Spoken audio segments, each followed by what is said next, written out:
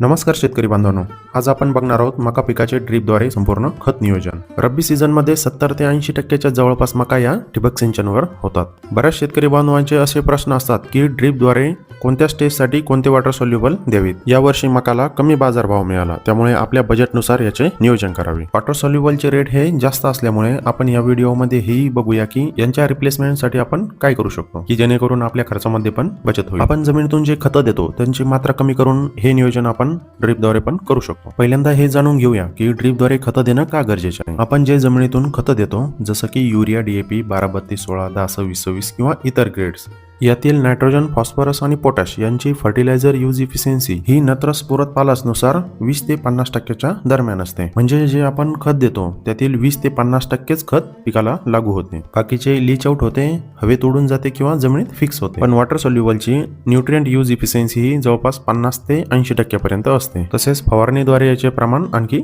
जास्त होते। तसेच या खतात फिलर मटेरियल सुद्धा असतात जे की पाण्यात विरघळत नाही आणि जमिनीत वर्षानुवर्षे तसेच पडतात। पण वॉटर सोल्युबल हे पाण्यामध्ये सहज विरघळतात आणि त्यामुळे जमिनीचे नुकसान न होता पीक ते सहजपणे शोषून घेतात।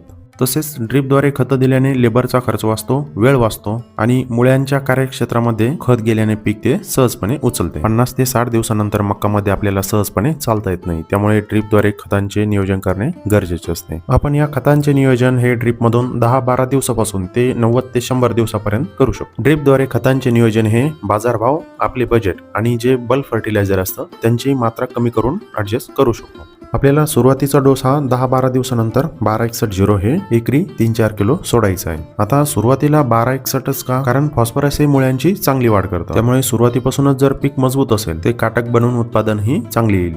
20 ते 25 दिवसादरम्यान 5 किलो 319 सोडायचा आहे। आता या खतांना आपण रिप्लेसमेंट पण बघू, ज्यामुळे आपला खर्च पण कमी येईल। 19-19-19 च्या ऐवजी आपण युरिया पण सोडू शकतो। याचे प्रमाण 5 ते 10 किलो एकरी आपल्याला सोडायचे आहे। फक्त लक्षात काय घ्यायचं आहे की युरियामध्ये फक्त नायट्रोजन आहे, पण 319 मध्ये NPK तिन्हीचं पण प्रमाण आहे। 40 ते 45 दिवसादरम्यान आपल्याला 1261-0 हे एकरी 5 किलो सोडायचं आहे। 1261च्या रिप्लेसमेंटसाठी आपण जे DAP असतं ते 5 ते 10 किलो रात्रभर भिजवून दुसऱ्या दिवशी हे द्रावण आपल्याला एखाद्या फाडक्याने किंवा जे साडी असते त्या वस्त्राने गाळून घ्यायचं आहे। 1-2 वेळेस गाळून घ्या, जेणेकरून ड्रीप पण चोकअप होणार नाही। जर आपल्या पाण्याचा pH योग्य नसेल तर DAP पाण्यात पूर्णपणे लवकर विरघळणार नाही। त्यासाठी आपण 100 लिटर पाण्यासाठी 250 ते 500 ml फॉस्फोरिक ऍसिड पण वापरू शकतो, जेणेकरून DAP पूर्णपणे पाण्यात विरघळेल। तसेच यामध्ये आपल्याला बराच भाग पाण्यात शिल्लक राहिलेला दिसतो, पण हे फक्त फिलर मटेरियल आहे। ते कॅरियर मटेरियल असतं जे की फक्त न्यूट्रिएंट जे असतं ते पुरवण्याचं माध्यम असतं। आणि DAP मधील जो 18% नायट्रोजन आणि 46% फॉस्फरस आहे तो ऑलरेडी या पाण्यामध्ये विरघळलेला असतो।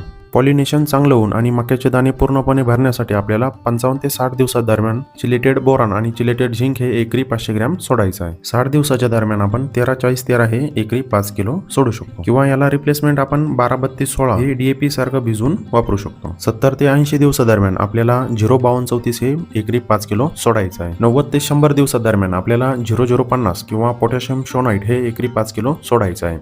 0050 मध्ये पोटॅशियम आणि सल्फर असते, पण जे पोटॅशियम शोनाइट असते त्याच्यात पोटॅशियम, मॅग्नेशियम आणि सल्फर पण असते, त्यामुळे पोटॅशियम शोनाइट सोडलेले चांगले। किंवा बजेट जर असेल तर आपण दोन्ही पण 8 दिवसाच्या फरकाने ट्रिपमधून सोडू शकतो। याला रिप्लेसमेंट आपण जे MOP असतं ते पाण्यात भिजवून पण आपण सोडू शकतो। यामध्ये आपल्याला फॉस्फोरिक ऍसिड ऐवजी सल्फ्युरिक ऍसिड वापरायचे आहे। सल्फ्युरिक ऍसिडमुळे डोळ्यांना आणि शरीराला इजा होते, त्यामुळे मास्क आणि ग्लोव्ज वापरूनच हे पाण्यात टाकावे। आपण मक्कामध्ये साधारणपणे 2 फवारण्या करतो। स्टेजनुसार हे वॉटर सोल्युबल खत प्रतिपंप 100 ते 120 ग्रॅम घेऊ शकतो। तसेच जे चिलेटेड झिंक आणि बोरॉन आहे त्याचे प्रमाण प्रतिपंपासाठी 20 ते 25 ग्रॅम घ्यावे। मकाच्या इतर माहितीसाठी मका व्यवस्थापन ही प्लेलिस्ट आहे, त्यामध्ये मकाचे पूर्ण नियोजन आपल्याला मिळून जाईल। आपले ॲग्री इन्फॉर्मेशन हब हे फेसबुक पेज पण आहे, याला पण आपण लाईक, फॉलो करू शकता। धन्यवाद।